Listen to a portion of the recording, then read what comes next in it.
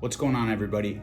Do you love Kava bars or Kratom bars? If so, this video is for you, especially if you're a business owner in the state of Florida. I drove up to Tallahassee to fight House Bill 1489, which is further Kratom regulation on top of the existing Kratom regulations that are here to protect the consumers. About a year ago, Florida passed a law called the Kratom Consumer Protection Act, which regulated operation of Kratom companies within the state of Florida. It established packaging guidelines, serving size suggestions, 21 and up age verification for all the companies that deal with, sell, make Kratom in the state of Florida. However, there has been a bill that's recently been introduced by a couple of Republican policymakers. Their goal with this bill is to impose extremely strict packaging requirements on all Kratom companies. Some of them are reasonable, some of them are a little bit above the point of being reasonable. And in addition to that, they wish to treat all Kava bars that brew Kratom tea like a Kratom processor, which would mean that before they can serve you their tea, they would have to create a lot number, batch number, bottle it, and send it off for lab testing. Speaking on the subject of lab testing, we send in our products for lab testing all the time. It's very, very costly, but part of what keeps that cost low for us is the volume with which we operate with. If you're a Kava bar, you don't operate with the same volume that we do. Introducing a $300 or $400 bill to each batch of tea that you brew is extremely cost prohibitive and might very well shut down the vast majority of Kava Kratom bars in the state of Florida if this bill is passed. As of yesterday, the person who introduced the bill does seem to be flexible enough to try and make some changes to the policy, which is a good sign, but until that actually takes place and those amendments are made, Kratom is under attack in the state of Florida. What we do know is that this bill was introduced by the lobbyists who represent a very popular Kava Kratom beverage in a little blue bottle.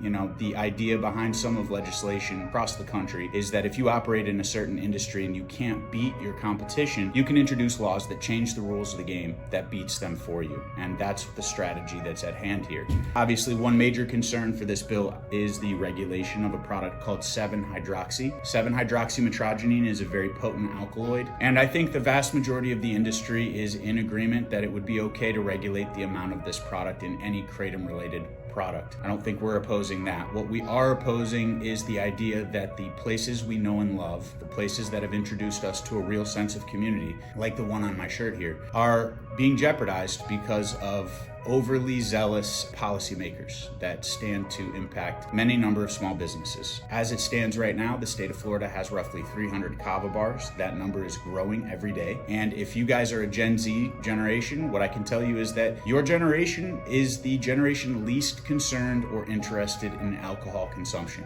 And personally, I think that's an amazing thing. So for those of you like myself that have been going to Kava bars for a long time, you've found a special place in your heart for these businesses. We want to make sure that they stay alive, that they thrive, and that businesses like our own can continue to service them and our various number of customers like smoke shops or convenience stores while still maintaining a good standard of quality, which is what we do every day. Hopefully you enjoyed this video. If you're concerned as well, you can absolutely go on to the Florida State website and you can fill out a form that shows your distaste for this bill. We need the community to rally together. I hope you take this video as seriously as we do, and I hope that you'll fight with us.